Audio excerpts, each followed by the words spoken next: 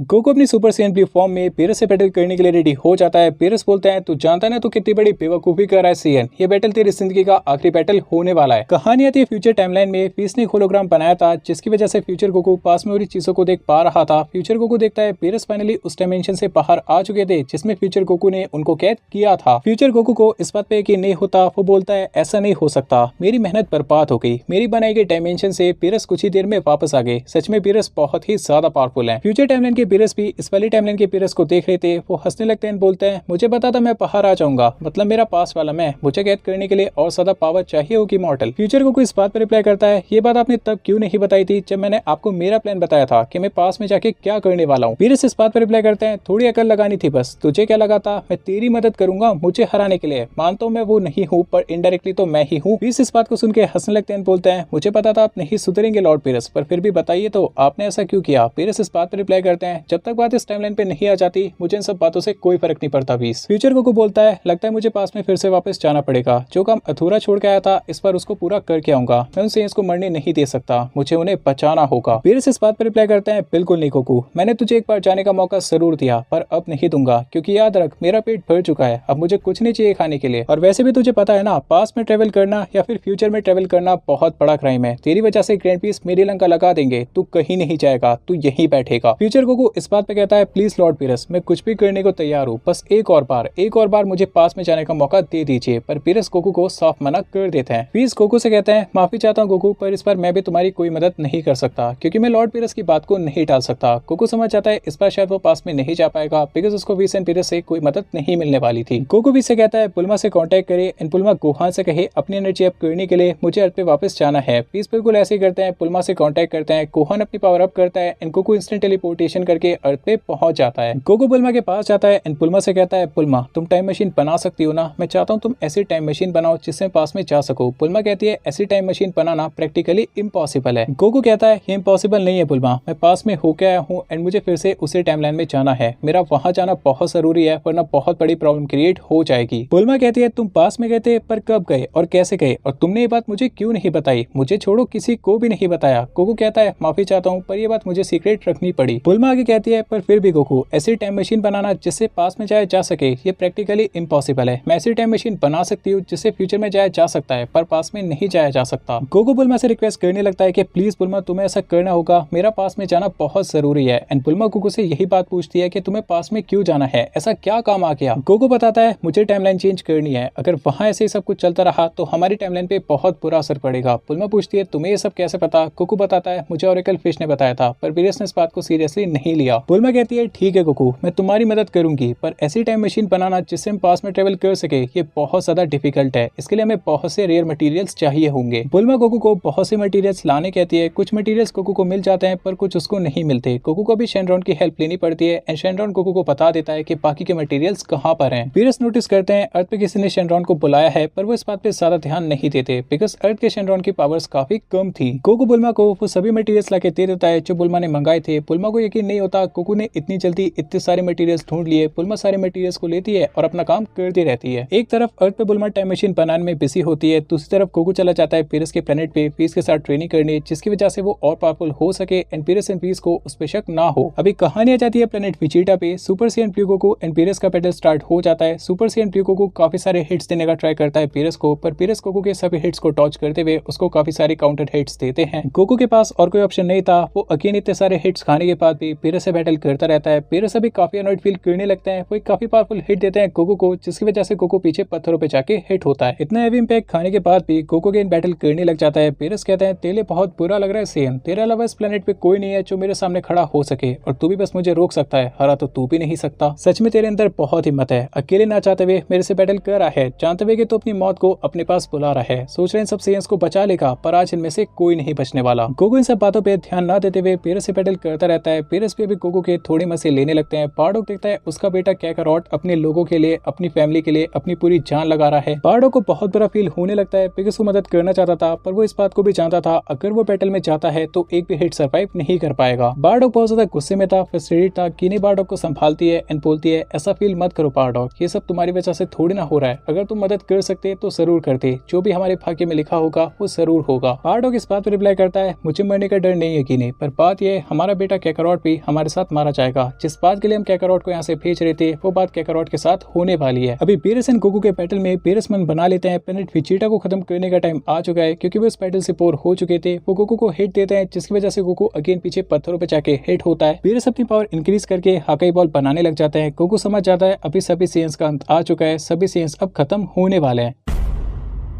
Paris finally हाके ball prepare कर लेते हैं प्लेनेट विजिटा को डिस्ट्रॉय करने के लिए। कहानी आती फ्यूचर टाइमलाइन में बुल्मा ने फाइनली टाइम मशीन बना दिया था। इवन उसको खुद को यकीन नहीं होता उसने इतनी जल्दी बना दिया। बुल्मा गोकू को बता दिया है टाइम मशीन बन चुकी है। गोकू आता है, बुल्मा को थैंक्स बोलता है, टाइम मशीन में बैठ जाता है एंड टाइम मशीन को सेट करने लगता है पास में वापस जाने के लिए। कहानी अगेन आती है पास में। गोकू नोटिस करता है एक पोर्टल को एंड समझ जाता है फ्यूचर गोकू आने वाला है अगेन उनकी मदद करने के लिए, पर अचानक से पोर्टल क्लोज हो जाता है एंड उसके अंदर से अभी तक कोई बाहर नहीं आया था। गोकू को समझ नहीं आता ये हुआ क्या, पोर्टल बना भी था पर उसके अंदर से कोई बाहर नहीं आया। कहानी आती है फ्यूचर टाइमलाइन में, जहां पर हम लोग देखते हैं टाइम मशीन ओवरलोड होने की वजह से फट जाती है। फ्यूचर गोकू बुल्मा से पूछता है ये क्या हुआ। बुल्मा बताती है मुझे इस बात का डर था गोकू, डर था कि वर्क नहीं करेगी और इसने वर्क नहीं किया। फ्यूचर गोकू कहता है कि अब कुछ नहीं हो सकता, तुम जानती हो मेरा वहां जाना बहुत जरूरी है। बुल्मा कहती है सॉरी गोकू पर अब कुछ नहीं हो सकता। गोकू मनी मन सोचने लगता है इस बार मैं तुम्हारी मदद करने नहीं आ सकता, इस बार तुम लोगों को अपनी मदद खुद ही करनी होगी और होप करता हूँ तुम ऐसा कर पाओगे। कहानी आती है सेनोसामा के पैलेस पे। ग्रैंड पीस कहते हैं जैसा मैंने अंदाजा लगाया था सेनोसामा, गॉड ऑफ डिस्ट्रक्शन पीरियस अब इस प्लेनेट को खत्म करके ही मानेंगे। सेनोसामा रिप्लाई करते हैं अब कोई चारा नहीं बचा ग्रैंड पीस, मुझे कुछ करना होगा। ग्रैंड पीस पूछता है आप क्या करेंगे। सेनोसामा बताते हैं पीस भी वहीं पर है ना ग्रैंड पीस, उनसे कम्युनिकेट कीजिए और कहिए पीरस को रोके और मेरे पास लेके आए। कहानी आती है प्लेनेट विजिटा पे। पीरस हाकाई एनर्जी यूज कर देते हैं प्लेनेट विजिटा पे। देख के ऐसा लग रहा था सभी सेन्स का अंत आ चुका है, पर अचानक से वो हाकाई एनर्जी गायब हो जाती है। किसी भी सेन को समझ नहीं आता ये किसने किया। सभी सेन्स का ध्यान जाता है फीस पे। सभी सेन्स समझ जाते हैं फीस ने ऐसा किया होगा, वरना ऐसा कोई भी नहीं कर सकता। फीस हंसने लगते हैं, बोलते हैं माफी चाहता हूँ लॉर्ड पीरस, पर ऊपर से ऑर्डर्स आए थे, कुछ नहीं कर सकता था। पीरस इस बात पर रिप्लाई करते हैं मेरे से ऊपर कौन आ गया फीस जो तुझे ऑर्डर देने लगा, तू जानता है ना इंजन लॉस के खिलाफ है, तेरी शिकायत मैं ग्रैंड पीस से करूंगा, तुझे ऐसा नहीं करना चाहिए था। अचानक से फीस पीरस के पीछे आते हैं, उनकी नेक पे हिट देते हैं एंड पीरस को बेहोश कर देते हैं। सेनोसामा के ऑर्डर्स के अकॉर्डिंग फीस अभी पीरस को अपने साथ ले जाने लगते हैं सेनोसामा के पैलेस पे। सभी सेन सोच में पड़ जाते हैं बिकॉज उनको समझ नहीं आता फीस उनकी टीम में थे या फिर पीरस की टीम में थे। फीस फाइनली पीरस को अपने साथ लेके वहां से चले जाते हैं। कहानी आती है सेनोसामा के पैलेस पे। फीस पीरस को अपने साथ लेके यहाँ पे पहुंच चुके थे। फीस कहते हैं ग्रैंड पीस से जैसा आपने कहा था फादर, मैं लॉर्ड पीरस को अपने साथ लेके आ गया, पर क्या आप बताएंगे ये सब क्या चल रहा है। ग्रैंड पीस से कहते हैं तुम अपने आप समझ जाओगे फीस। ग्रैंड पीस अपना कोई मैजिक यूज करते हैं जिसकी वजह से पीरस होश में आ जाते हैं। पीरस देखते हैं वो सेनोसामा के पैलेस पे हैं, उनको समझ नहीं आता उनको यहाँ पे कौन लेके आ गया। पीरस सेनोसामा को नोटिस करते हैं, उनके सामने नील डाउन करते हैं। पीरस कहते हैं मुझे यहाँ पे क्यों लाया गया है सेनोसामा, क्या मैंने कोई गलती की है। ग्रैंड पीस पीरस की इस बात का जवाब देते हुए कहते हैं आपने सेनोसामा को निराश किया है मिस्टर पीरस। पीरस कहते हैं पर ग्रैंड पीस मैंने ऐसा कुछ भी नहीं किया। ग्रैंड पीस कहते हैं आपसे इनसे नफरत करते हैं ना मिस्टर पीरस, क्योंकि उन्होंने आपको गुस्सा दिलाया था, पर क्या आपको उन पे दया नहीं आती, थोड़ी दया तो आनी चाहिए। पीरस इस बात पर रिप्लाई करते हैं पुलिस बहुत बुरी है ग्रैंड पीस, उन्हें जीने का कोई हक नहीं है। ग्रैंड पीस इस बात पर रिप्लाई करते हैं यही आपकी गलती है मिस्टर पीरस। डिस्ट्रक्शन एक पॉजिटिव वे में किया जाता है यूनिवर्स में बैलेंस बनाए रखने के लिए, पर आप उस प्लेनेट को दबा कर रहे थे आपकी हेट्रेड की वजह से। पीरस इस बात पे कहते हैं मैं समझ गया ग्रैंड पीस, आगे से ऐसा नहीं होगा। सैनो कहते हैं अगर आगे से ऐसा हुआ तो याद रखिएगा आपको आपकी पोजीशन से हटा दिया जाएगा। पीरस कहते हैं मैं आपको यकीन दिलाता हूँ सेनोसामा, आगे से ऐसा बिल्कुल नहीं होगा। काफी साल गुजर जाते हैं, कोको भी एडल्ट हो चुका था, उसने अल्ट्रा इंस्टिंक्ट को मास्टर कर लिया था। पार्ट ऑफ वेजिटा एंड रेडिट्स भी काफी ग्रो हो चुके थे, तीनों ने ही सुपर सैयन गॉड को अचीव किया था। किंग वेजिटा को हार्ट डिसीज हो जाती है एंड वो मारे जाते हैं। अब फैसला करना था प्लेनेट का अगला किंग कौन बनेगा। वेजिटा को लगता है किंग का बेटा किंग बनना चाहिए, तो उसके मन में तो यही था कि अगला किंग वही बनेगा, पर वेजिटा को बताया जाता है अगला किंग वो नहीं बन सकता। किंग वेजिटा ने जाने से पहले प्लेनेट का अगला किंग कैकारोट को बनाने बोला था, बिकॉज कैकारोट ने सभी सेयंस को फ्रीजा से बचाया था, पर वेजिटा इस फैसले को नहीं मानता। अभी सभी सेयंस का ओपिनियन लिया जाता है, उनसे पूछा जाता है अगला किंग कौन बनना चाहिए। सभी सेयंस कहते हैं कि कैकारोट को बनना चाहिए और वेजिटा को ना चाहते हुए भी इस फैसले को मानना पड़ता है। गोकू को इस पोस्ट से बिल्कुल भी फर्क नहीं पड़ता था, पर सभी सेयंस का मान रखते हुए वो इस पोस्ट को एक्सेप्ट कर लेता है। इस पोस्ट का सबसे बड़ा फायदा उसके लिए यही था कि वो जो भी चाहता खाने के लिए आ जाता। पूरी सेयन आर्मी की कमांड गोकू के हाथों में आ जाती है। गोकू के सबसे पावरफुल वॉरियर थे वेजिटा, बारडॉक एंड रेडिट्स, बिकॉज तीनों के पास गॉडली पावर्स थी। गोकू के किंग बनने के बाद कुछ चेंजेस आते हैं प्लेनेट वेजिटा पे। पहला चेंज ऐसा था सभी सेयंस को इक्वली ट्रीट किया जाएगा, कोई भी अपर क्लास या फिर लोअर क्लास सेयन नहीं कहलाया जाएगा, सबको इक्वली ट्रीट किया जाएगा। ये फैसला सभी सेयंस को बहुत पसंद आता है। उनकी नजर में कैकारोट की इज्जत और ज्यादा बढ़ जाती है। उनको लगने लगता है कैकारोट को किंग बना के उन्होंने बिल्कुल सही फैसला किया। एक दिन गोकू किंग वेजिटा के बारे में और बातें जान रहा था, अचानक से उसको एक सेयन के बारे में पता चलता है जिसका नाम था ब्रोली, जिसको किंग वेजिटा ने प्लेनेट वाम्पा पे भेज दिया था। गोकू बोलता है मुझे सेयन के बारे में और बताओ। गोकू को बताया जाता है ब्रोली में बहुत ज्यादा पावर थी, वो बाकी सेयन से बिल्कुल अलग था, उसकी पावर को कोई मिसर भी नहीं कर पाया था। किंग विजिटा को इसी बात का डर था इसकी पावर विजिटा के ऊपर निकल जाएगी, इसलिए उन्होंने सीएन को प्लेनेट वाम्पा पे भेज दिया। गोकू कहता है ये सीएन हमारी आर्मी के लिए बहुत इंपॉर्टेंट है, इससे हमारी आर्मी और ज्यादा पावरफुल हो जाएगी। हम उस प्लेनेट पे जाएंगे, ब्रोली को अपनी आर्मी में शामिल करने, जाने की तैयारी करो। इससे आगे की कहानी टाइकू थ्योरीज टीपीएस ने नहीं बनाई है, तुम इस कहानी को कंटिन्यू नहीं कर सकता जब तक इस कहानी का अगला पार्ट ना आ जाए। अभी के लिए इस कहानी को यहीं पे कंप्लीट मानना पड़ेगा। अगली वीडियो में आप सभी के लिए न्यू सीरीज लेके आऊंगा। इतना ही तक आज की वीडियो में पसंद आए तो लाइक से सब्सक्राइब कर सकते हो। मिलते अगली वीडियो में।